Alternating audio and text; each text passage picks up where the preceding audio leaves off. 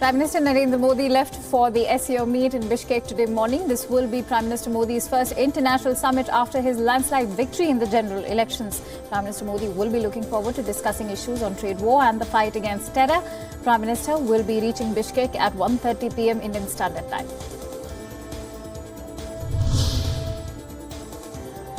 India will be holding bilateral talks with 5 countries: China, Russia, Afghanistan, Iran and Kyrgyzstan. The nations will be discussing trade, security and regional cooperation. India has confirmed that there has been no meeting planned with Pakistan's Prime Minister Imran Khan. India is standing by its decision of terror and talks not going hand in hand.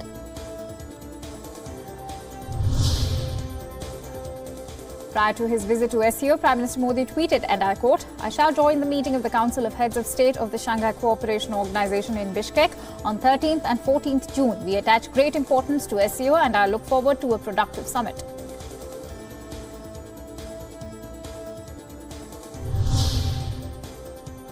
Leaders of 8 countries, Russia, China, India, Pakistan and 4 Central Asian countries will be meeting in Kyrgyzstan's capital, Bishkek, for the SCO summit, which begins today. And the nations will be holding dialogue on trade, terror and connectivity. Host country's President Sooronbay Jeenbekov will be holding an informal dinner for all the leaders.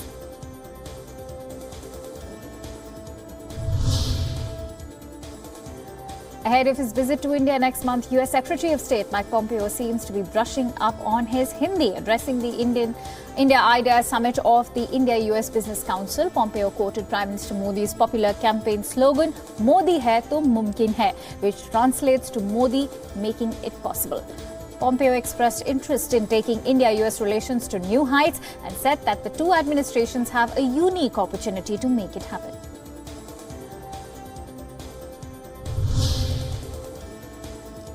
Yet another terror attack took place in Anantnag city of Jammu and Kashmir.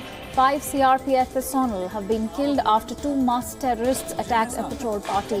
3 JNK police officials have also been injured in this attack. The forces eliminated a terrorist on the spot.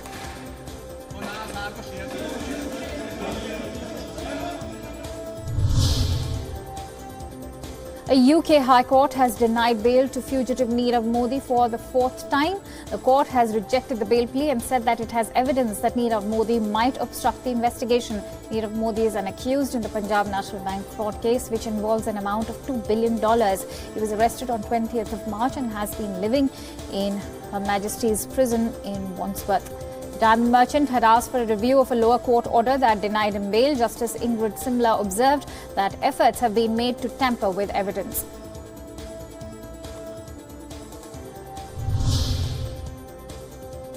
US President Donald Trump has promised his Polish counterpart to deploy 1,000 troops in an effort to counter Russian aggression. The troops are likely to be drawn from the US contingent in Germany. Polish President Andrzej Duda has said that he is considering naming the proposed US installation Fort Trump as a tribute to the president.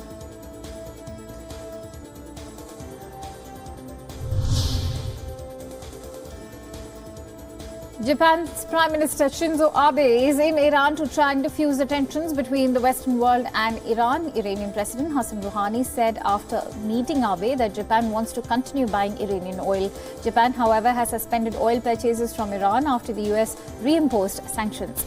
Abe's visit comes after Donald Trump welcomed his offer to mediate the issue and reduce tensions.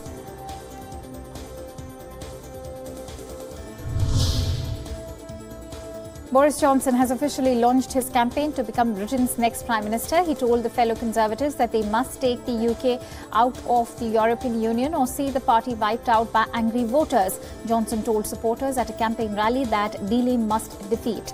Johnson warned, and I quote, "If Parliament moved to block Brexit, we will reap the whirlwind and we will face mortal retribution from the electorate."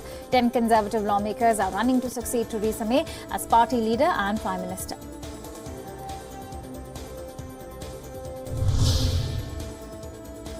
Britain's Home Secretary Sajid Javid has officially launched his campaign. He said that he would offer a new kind of leadership to heal the divisions caused by Brexit. Javid is one of the 10 candidates seeking to replace Theresa May as the party leader and Prime Minister. He said that he was uniquely qualified to take the country through the challenges that lay ahead. Javid's background as the son of Pakistani immigrants sets him apart from many of the other Conservative contenders. Javid had voted Remain in the 2016 referendum. But now he says getting a new deal with the European Union is his priority.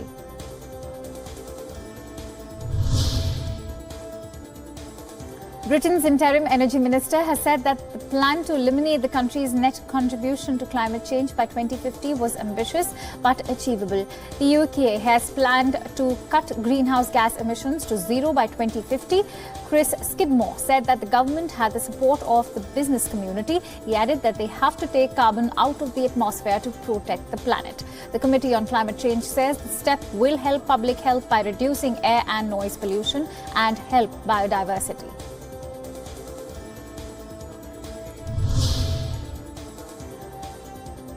Sweden's environmental agencies have launched a platform which allows citizens to monitor the country's progress towards the goal of reaching net zero emissions by 2045.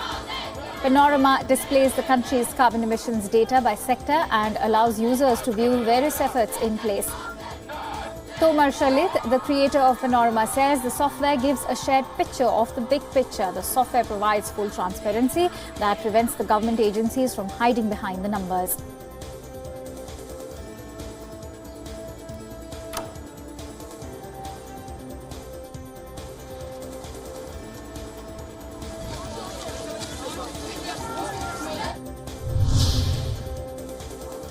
Turkish President Recep Tayyip Erdogan has said that his country has already bought the S-400 defense systems from Russia. The president has said that the missiles will be delivered in July. Earlier, United States Acting Secretary of Defense Patrick Shanahan had warned Turkey that it would be removed from the F-35 program unless they decide to pull out of the S-400 deal. Erdogan has now responded by saying that he will hold to account anyone who excludes Turkey from the F-35 program.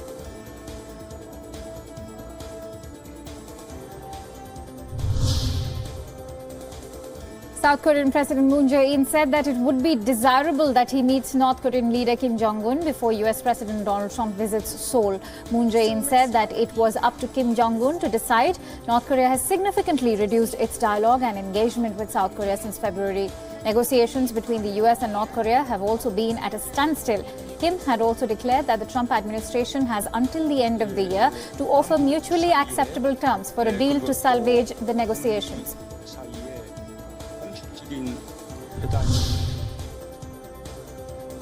Sexual abuse victims and their supporters rallied in 9 cities around Japan to protest against recent court acquittals of alleged rapists.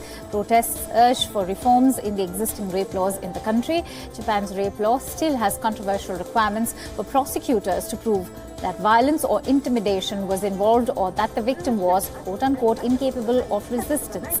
Recent acquittals have made it impossible for prosecutors to prove a rape occurred if a woman does not fight back.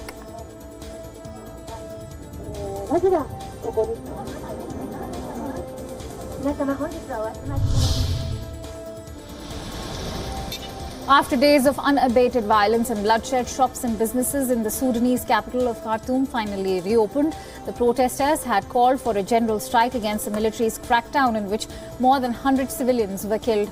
The military-run government did not appear to be softening its position. The strike was successful on the first day, but many shops and businesses have slowly reopened. The Ethiopian envoy said that the military council and protest leaders will resume negotiations soon. The talks will now focus on establishing a transitional council.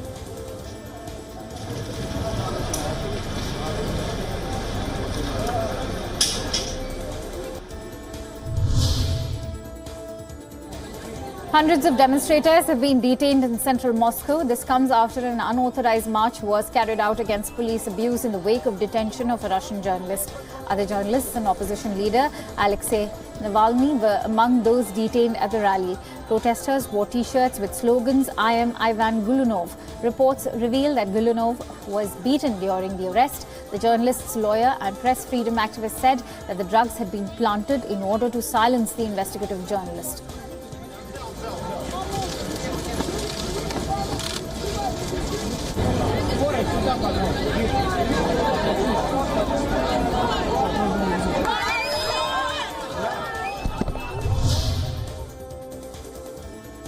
The Ebola outbreak has infected more than 2,000 people in the Democratic Republic of Congo. The disease is now spreading outside the country. 2 more cases of Ebola have been confirmed in Uganda. This comes after the death of a 5-year-old Congolese boy who crossed over the border with his family and sought treatment as he had tested positive.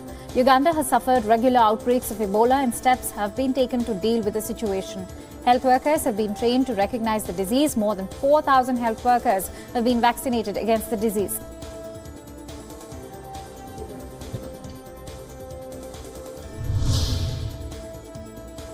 The police have made headway in the case of attempted murder on baseball sensation David Ortiz. A total of 6 men have been arrested, including the shooter, in what is now being understood to be an $8,000 bounty case. Ortiz, who is a national hero in the Dominican Republic, has undergone a second round of surgery and is recovering well.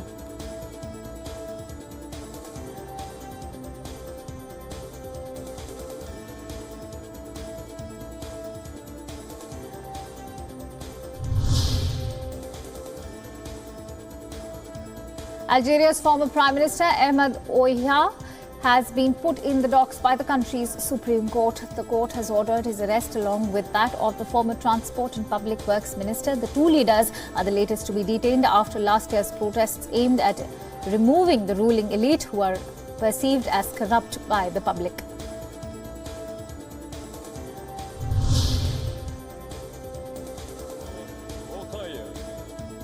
Newly elected Kazakh President Kassym-Jomart Tokayev was inaugurated in Kazakhstan's capital, Nur-Sultan. Tokayev became acting president when Nur-Sultan Nazarbayev, who had led the country for 30 years, abruptly stepped down.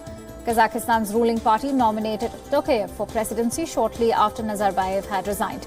Hundreds of protesters who criticized the orchestrated handover of power were arrested during and after elections.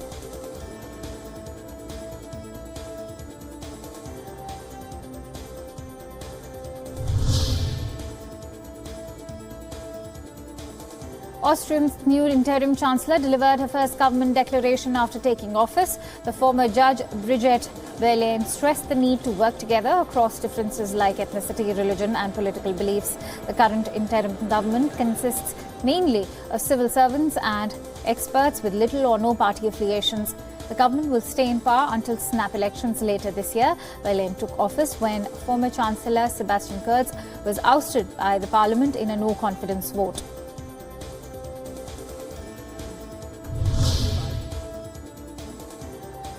Legendary veteran from the Iraq War, Senator Tammy Duckworth, was being slammed, and he slammed the Trump administration for limiting the role of transgender people in the army. The senator was a Black Hawk pilot whose helicopter was downed by a missile in the Iraq War. He said that at that point he did not care if the person saving him was quote-unquote gay, straight, transgender, black, white, male or female.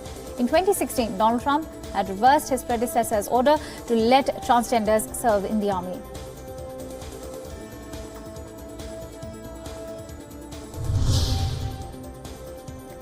Ford-owned Argo AI has unveiled a new fleet of self-driving cars, thus expanding its presence to 5 cities. Better sensors and radars as well as high-resolution cameras make the new cars safer. Ford is also in talks with Volkswagen AG to develop self-driving technology, which has become the toast of the automobile industry. Meanwhile, Uber is also announcing its latest version of self-driving cars in association with Volvo.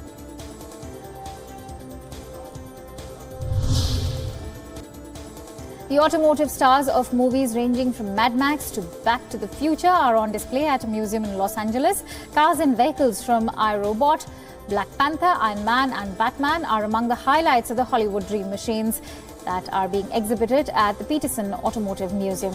The exhibition also includes a Star Wars land speeder and vehicles from Terminator and Prometheus.